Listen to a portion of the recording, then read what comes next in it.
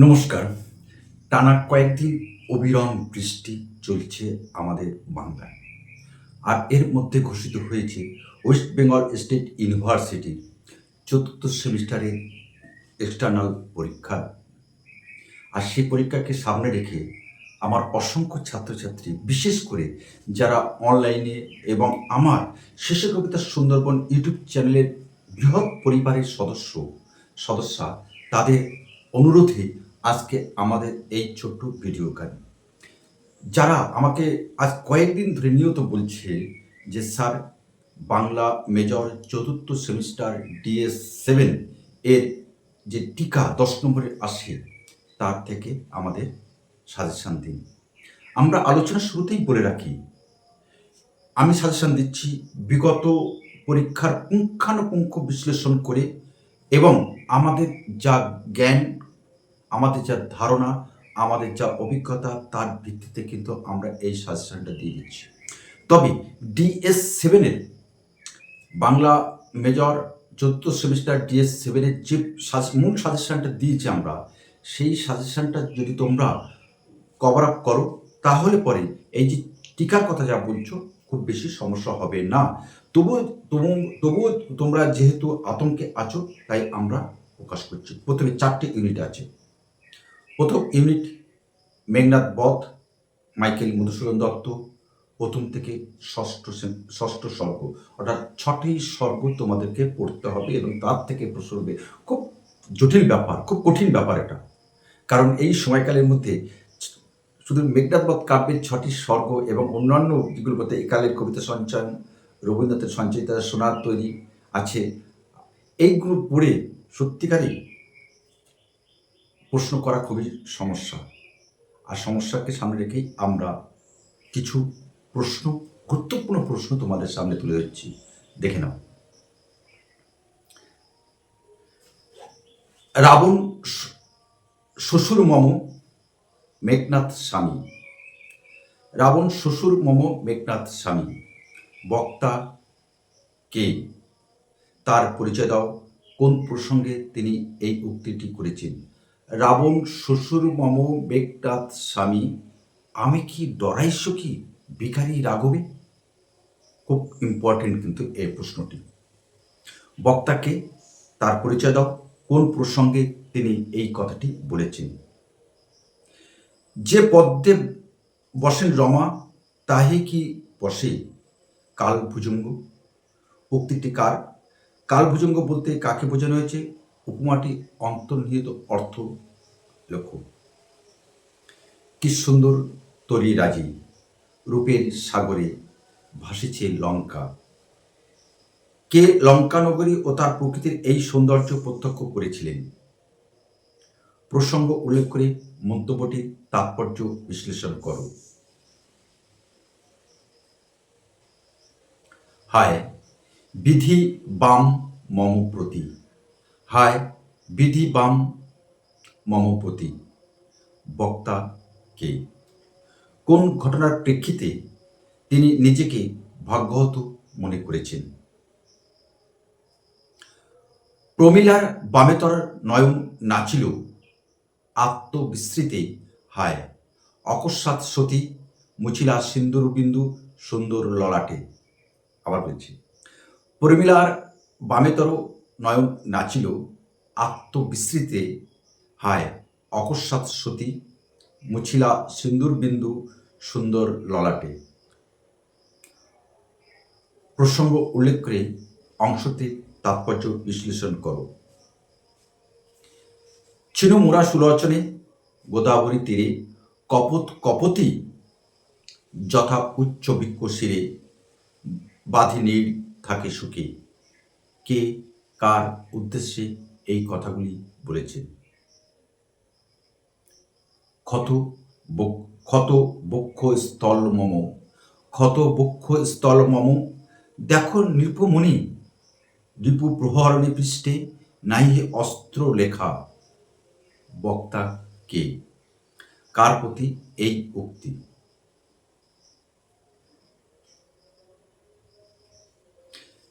এই প্রশ্নগুলি তোমরা মেঘনাদ বধ কাব্য থেকে দেখে যাবে।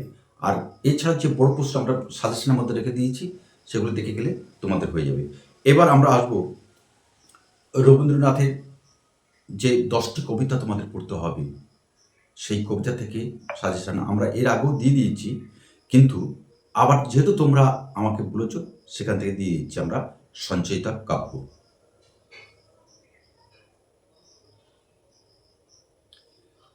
22 বছর রয়েছি সেই এক চাকাতেই বাঁধা, পাখির ঘোরে বাঁধা আধা। 22 বছর রয়েছি সেই এক চাকাতে বাঁধা, পাখির ঘোরে আধা। কোন কবিতার অংশ? এখানে নারী মনের যে যন্ত্রণা নিহিত আছে তা আলোচনা করো। জগতের নদী গিরি সকলের শেষে, জগতের নদী গিরি সকলের শেষে, কবিতা ও মূল কাব্যগ্রন্থের নাম উল্লেখ করে উদ্ধৃতাংশটির তাৎপর্য বিশ্লেষণ করো। নেক্সট, যাব না বাসর কক্ষে বধূ, যাব না বাসর কক্ষে বধূ, বেশে বাজায়ে কিঙ্কিনি, আমার প্রেমে বীর্যে করো আশঙ্কিনী। কোন কবিতার অংশ এখানে নারীর যে বীর্যবর্তার প্রকাশ পেয়েছে তা আলোচনা করো।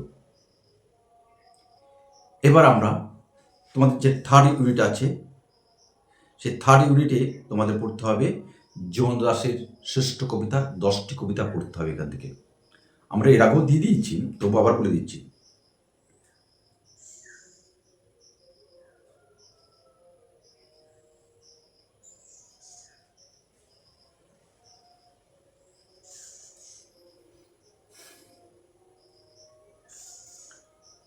আবার আসিব ফিরে ধানসিঁড়িতে তীরে, এই বাংলায় হয়তো মানুষ নয়, হয়তো বা সংকোচিল শালিকের বেশে। কবি কেন বারবার বাংলায় ফিরে আসতে চান? প্রকৃতির সঙ্গে কবির একাত্ম বোধের পরিচয় দাও। মাথার ভিতর স্বপ্ন নয়, প্রেম নয়, কোনো এক বোধ কাজ করে। কবির জীবনে এই বোধ এর প্রভাব বুঝিয়ে দাও।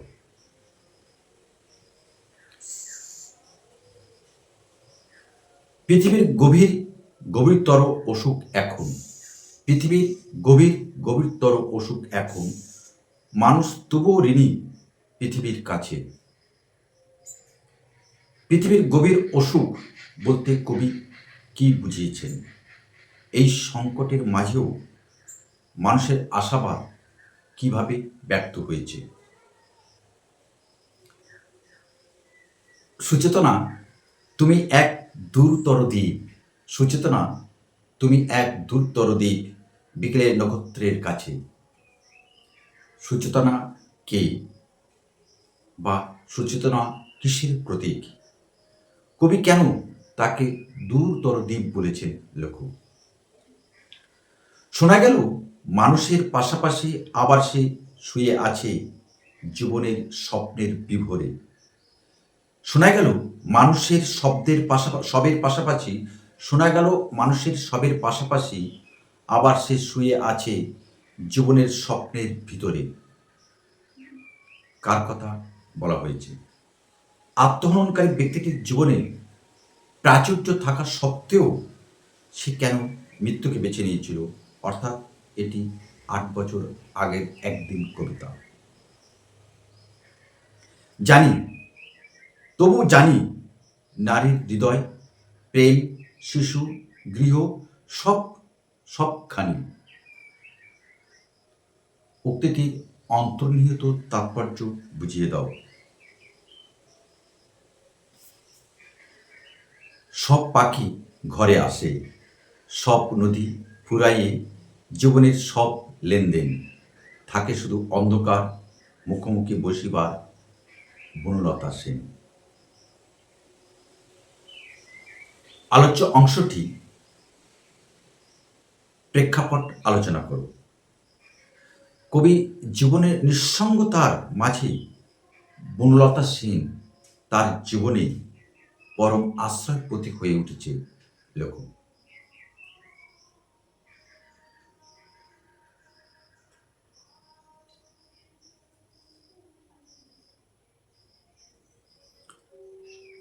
সে কেন জলের মতো ঘুরে একা কথা কয়? সে কেন জলের মতো ঘুরে ঘুরে একা কথা কয়? কোন কবিতার অংশ প্রসঙ্গ সহ আলোচনা করো। ছিন্ন খঞ্জনার মতো সে নেচেছিল ইন্দ্রের সভায়। উক্তিটির তাৎপর্য বিশ্লেষণ করো। এবার আমরা আসব একালে কবিতা সঞ্চয়ন, যেখানে দর্শন কবির কবিতা তোমাদের পড়তে হবে। খুবই কঠিন ব্যাপার, খুবই কঠিন বিষয় এটা। এই স্বল্প সময়ের ব্যবধানে এই সিলেবাস কভার আপ করা খুবই দুঃসাধ্য ব্যাপার। আমরা তোমাদেরকে অভিনন্দন জানাই, স্যালুট জানাই, কারণ এই সময়কালের মধ্যে তোমরা করেছো। আমি এত পরিশ্রম করেও কিন্তু আমি সিলেবাস শেষ করতে পারছি না, সম্ভব না। 2 মাসে কিংবা 2.5 মাসে এই সিলেবাস, এত বড় সিলেবাস কমপ্লিট করা কখনোই সম্ভব নয়। তবু তার মধ্যে দিয়ে আমাদেরকে ছাত্রদের তৈরি করতে হয়। আসলে কি জানেন তো, এই যা সিস্টেম হয়ে গেছে, এখানে ছাত্রদের শেখানোর কিছু নেই, ঠিক তোতা পাখি বানাতে হয় আমাদের। এটা খুবই কষ্টের আমার কাছে। যাই হোক, এবার আসবো আমরা একালের কবিতার সঞ্চয়ন। এখান থেকে মালতীবালা বালিকা বিদ্যালয় তোমাকে মনে পড়ে। মালতীবালা বালিকা বিদ্যালয় তোমাকে মনে পড়ে। স্মৃতির পটভূমিতে লেখা এই কবিতার সাধারণ জীবনের মধ্যে দিয়ে কবি কিভাবে হারিয়ে যাওয়া শৈশব ও ভালোবাসার ছবি এঁকেছেন লেখক।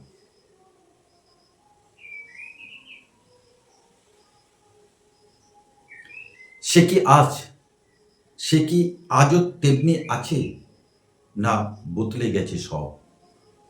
সে কি আজও তেমনি আছে, না বদলে গেছে সব? এই প্রশ্নটির অন্তরালে কবির যে স্মৃতি কাতরতা ও সময়ের প্রভাবমানতার কথা বলা হয়েছে, তা সংক্ষেপে লেখো। অর্থাৎ এই প্রশ্নটাও কিন্তু মালতীবালা বালিকা বিদ্যালয় কবিতা থেকে নেওয়া হয়েছে। যেতে পারি কিন্তু কেন যাব? যেতে পারি কিন্তু কেন যাব? কবির এই দ্বিধা ও সিদ্ধান্তের পেছনে কোন জীবন দর্শন কাজ করেছে লেখো। সংসার ত্যাগ করা সহজ, কিন্তু জীবনকে ভালোবাসাই কঠিন। সংসারকে ত্যাগ করা সহজ, কিন্তু জীবনকে ভালোবাসাই কঠিন। শক্তি চট্টোপাধ্যায়ের যেতে পারি কিন্তু কেন যাব, এই যে কবিতা, তার ভাববস্তু বলো। ধ্বংস করে দাও আমাকে যদি চাও, ধ্বংস করে দাও আমাকে যদি চাও, কিন্তু ওর জীবন ফিরিয়ে দাও। ধ্বংস করে দাও আমাকে যদি চাও, কিন্তু ওর জীবন ফিরিয়ে দাও। বাবরের প্রার্থনা। বক্তা কে? কার জন্য কবির এই প্রার্থনা? আমারই হাতে মৃত্যুর বিষ, আমারই হাতে মৃত্যুর বিষ, আমারই হাতে সাপ। ইতিহাস ও কাব্যিক চেতনার নিরিখে, ইতিহাস ও কাব্যিক চেতনার নিরিখে চরণের অন্তর্নিহিত অনুশোচনা ও গভীর সত্যটি লেখো।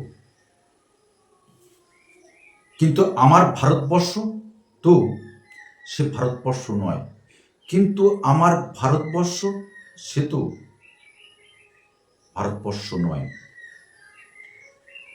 কবি কোন রূপের ভারতবর্ষকে অস্বীকার করেছেন? তার কাঙ্ক্ষিত আমার ভারতবর্ষ এর প্রকৃত রূপটি কেমন লেখো। যে ভারতবর্ষের মানুষ ক্ষুধায় অন্ন চায়, যে ভারতবর্ষের মানুষ ক্ষুধায় অন্ন চায় আর পায় লাঠি। উদ্ধৃত চরণে সমকালীন ভারতবর্ষে কোন রূঢ় ও বাস্তব চিত্র প্রকাশিত হয়েছে তা আলোচনা করো। যৌবন দাও আমার, দাও হে সুকুমার। যৌবন দাও আমার, দাও হে সুকুমার। যযাতি বুধদেব বসু। বক্তা কে? কবি। কার কাছে এই প্রার্থনা করেছেন? যৌবন প্রার্থনার পেছনে বক্তার মানসিকতার পরিচয় দাও। হে পুত্র, আমার দাও তোমার যৌবন। হে পুত্র, আমার দাও তোমার যৌবন। উৎস নির্দেশ করে উদ্ধৃতাংশটির তাৎপর্য ব্যাখ্যা করো। তবু কাঁদে মন, তবু যে মানুষ থামে না। তবু যে কাঁপে মন, তবু কাঁদে মন, তবু যে মানুষ থামে না।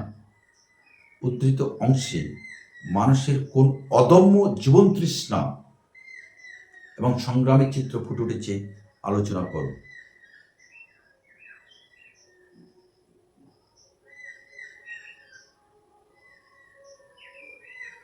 যাব, কিন্তু এখনই যাব না। তোমাদেরও সঙ্গে নিয়ে যাব, একাকী যাব না অসময়ে। কোন কবিতার অংশ? এই অংশের কবির কি মনোভাব ফুটে উঠেছে? এখন গঙ্গার তীরে ঘুমন্ত দাঁড়ালে চিতাকাঠ ডাকে, আয় আয়। উদ্ধৃতাংশটির তাৎপর্য ব্যাখ্যা করো। আমার অশ্রুর জলসেচে আর হাড়ে ফসফেটে খনির চেয়েও রুক্ষ কঠোর মাটিতে কোন কবিতার অংশ? এই অংশের কবির কি মনোভাব ফুটে উঠেছে আলোচনা করো। বড় প্রশ্নের মধ্যে আমি দিয়েছিলাম, দেখবে ওটা কিন্তু ছোট প্রশ্ন আসবে। তুমি বৃক্ষ আদি প্রাণ।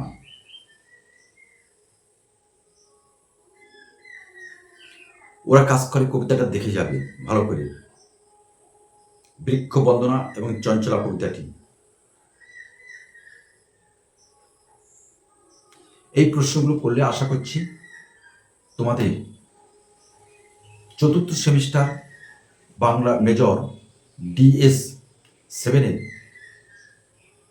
বড় প্রশ্ন অর্থাৎ 10 নম্বরের এবং 5 নম্বরের প্রশ্ন আশা করছি কোনো সমস্যা হবে না। আর তোমাদের অনুরোধে আমরা আজকে এই ভিডিওটি প্রকাশ করলাম। অবশ্যই বন্ধুদের মধ্যে একটু শেয়ার করে দিও। আর তুমি যদি আমাদের চ্যানেলে সাবস্ক্রাইবার না হয়ে থাকো, অবশ্যই এই যে শেষের কবিতা সুন্দরবন ইউটিউব চ্যানেলের বৃহৎ পরিবার, সেই পরিবারের সদস্য হওয়ার জন্য আমরা আমন্ত্রণ রাখলাম। আজ তবে এখানে রাখি, আগামী কোনো একটা সময়ে তোমার সাথে আমাদের আবার দেখা হবে। নমস্কার।